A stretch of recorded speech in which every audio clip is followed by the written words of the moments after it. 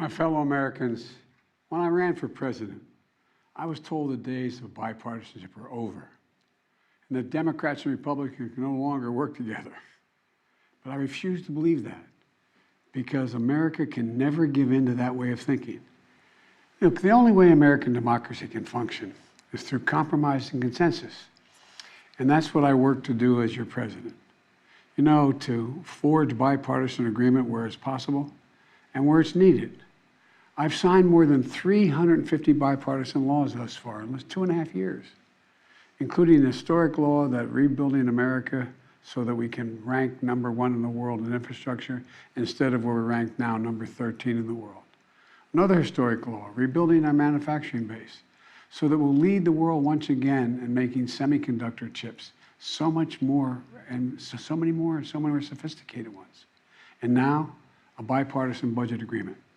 This is vital because it's essential to the progress we've made over the last few years is keeping full faith and credit of the United States of America and passing a budget that continues to grow our economy and reflects our values as a nation. That's why I'm speaking to you tonight, to report on the crisis averted and what we're doing to protect America's future. Passing this budget agreement was critical. The stakes could not have been higher. If we had failed to reach an agreement on the budget, there were extreme voices threatening to take America for the first time in our 247-year history into default on our national debt. Nothing would have been more irresponsible. Nothing would have been more catastrophic. Our economy would have been thrown into recession. Retirement accounts for millions of Americans would have been decimated. 8 million Americans would have lost their jobs. Default would have destroyed our nation's credit rating, which would have made everything from mortgages to car loans to funding for the government much more expensive. And it would have taken years to climb out of that hole. And America's standing as the most trusted, reliable financial partner in the world would have been shattered. So, it was critical to reach an agreement. And it's very good news for the American people. No one got everything they wanted, but the American people got what they needed. We averted an economic crisis, an economic collapse.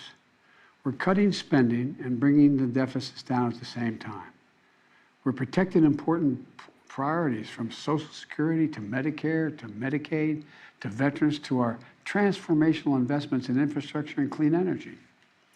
I want to commend Speaker McCarthy. You know, he and I, and our teams, we were able to get along, get things done. We were straightforward with one another, completely honest with one another, respectful with one another. Both sides operated in good faith. Both sides kept their word. And I also want to commend other congressional leaders. House Minority Leader Jeffries, Senate Majority Leader Schumer, Senate Minority Leader McConnell. They acted responsibly and put the good of the country ahead of politics. The final vote in both chambers was overwhelming, far more bipartisan than anyone thought was possible. So, I want to thank the members of Congress who voted to pass this agreement, which I'm going to sign tomorrow and become the law. So here's what the deal does. First, it cuts spending. And over the next 10 years, the deficit will be cut by more than $1 trillion. And that will be on top of the record $1.7 trillion. I already cut the deficit in my first 2 years in office. And it's clear we're all on a much more fiscally responsible course than the one I inherited when I took office 4 years ago. When I came to office, the deficit had increased every year the previous 4 years. And nearly $8 trillion was added to the national debt in the last administration. And now we're turning things around. And that's good for America. You know, my dad used to have an expression. He said, Joey, don't tell me what you value. Show me your budget. I'll tell you what you value. That's at the heart of this debate. What do we value? Protecting seniors. You may remember during my State of the Union address, there was a spirit exchange between me and a few Republicans spontaneously occurring on the floor of the House of Representatives. I was pointing out that for years, some of them were putting forward proposals to cut Social Security and Medicare. And some of them that night took exception, and they said very loudly that that wasn't true. So I asked them on the floor at that night, I said, ask them a simple question. Will you agree not to cut Social Security, not to cut Medicare? Would they agree to protect these essential programs? They're a lifeline for millions of Americans. Programs that these Americans have been paying into every single paycheck they've earned since they started working. And that provides so much peace of mind. With the bright lights and cameras on, those few Republicans who were protesting, they agreed. They said they wouldn't cut it. That's how we protected Social Security and Medicare from the beginning and from it being cut, period. Health care was another priority for me, a top priority. I made it clear from the outset, I would not agree to any cuts in Medicaid, another essential lifeline for millions of Americans, including children in poverty, the elderly in nursing homes, and Americans living with disabilities. The original House Republican proposal would have cut health care for up to 21 million Americans on Medicaid. And I said no. And Medicare was protected. And so were millions of people most in need.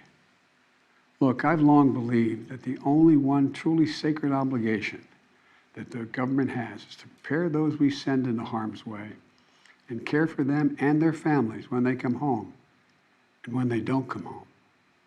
That's why my last budget provided VA hospitals with additional funding for more doctors, nurses, and equipment to accommodate the needs of veterans and more appointments. The House Republican plan would have meant 30 fewer million VA healthcare visits for our veterans. But we didn't let that happen. In addition, this bill fully funds the Bipartisan PACT Act, the most significant law in decades for veterans exposed to toxic burn pits and for their families. It expands access to those veterans and their families to health care and to disability benefits. Look, we're investing in America and our people and in our future. We've created over 13 million new jobs, nearly 800,000 manufacturing jobs. Where is it written that America can't lead the world again in manufacturing? Unemployment is at 3.7%. More Americans are working today than ever in the history of this country. And inflation has dropped 10 straight months in a row. In this debate, I refuse to put what was responsible for all this economic progress on the chopping block. This bipartisan agreement protects the law that will help us build the best infrastructure in the world. It fully protects the CHIPS and Science Act, which is going to bring key parts of our supply chain to America, so we don't have to rely on others, like semiconductors, those tiny computer chips smaller than the tip of your finger that affect nearly everything we rely on, from cell phones to building automobiles to the most sophisticated weapon systems and so much more. We protected another law that I passed and signed last year that finally beat Big Pharma, which I've been trying to do for over 30 years. It finally gives Medicare the power to negotiate lower drug prices, just like the VA has been able to do for veterans. This law has already dramatically cut the cost of insulin for seniors, from as much as $400 a month to just $35 a month for insulin. Negotiating lower drug prices not only saves seniors a lot of money, it saves the country a lot of money. $160 billion that's not having to be paid out because drug prices are more rational. We pay the highest drug prices of any industrial nation in the world, and it's just the beginning. You know, we also protected the most significant breakthrough ever, in dealing with the existential threat of climate change. Today, new wind and solar power is cheaper than fossil fuel. Since I've been in office, clean energy and advanced manufacturing have brought in $470 billion in private investments. It's going to create thousands of jobs, good-paying jobs, all across this country, and help the environment at the same time. Remember, at the beginning of this debate, some of my Republican colleagues were determined to gut the clean energy investments. I said no. We kept them all. And there's so much more to do. We're going to do even more to reduce the deficit. We need to control spending if we're going to do that. But we also have to raise revenue and go after tax cheats and make sure everybody's paying their fair share. No one, I promise, no one making less than $400,000 a year will pay a penny more in federal taxes. But like most of you at home, I know the federal tax system isn't fair. That's why I kept my commitment, again, that no one earning less than $400,000 a year will pay a penny more in federal taxes. That's why last year I secured more funding more IRS funding to go after wealthy tax cheats. The Nonpartisan Congressional Budget Office, and it is nonpartisan, says that this bill will bring in $150 billion, and other outside experts expect that it would save as much as $400 billion because it's forcing people to pay their fair share. Republicans may not like it, but I'm going to make sure the wealthy pay their fair share. I'm also proposed closing over a dozen special interest tax loopholes for big oil, crypto traders, hedge fund billionaires, saving taxpayers billions of dollars. Republicans defended every single one of these special interest loopholes, every single one. But I'm going to be coming back, and with your help, I'm going to win. Right now, catch this, right now the average billionaire in America pays just 8% in federal taxes. 8%. Teachers and firefighters pay more than that. That's why I proposed a minimum tax for billionaires. Republicans are against it, but I'm going to keep fighting for it. No billionaire should pay less in federal taxes than a teacher or a firefighter. Look, let me close with this. I know bipartisanship is hard, and unity is hard, but we can never stop trying. Because in moments like this one, the ones we just faced, where the American economy and the world economy is at risk of collapsing, there's no other way.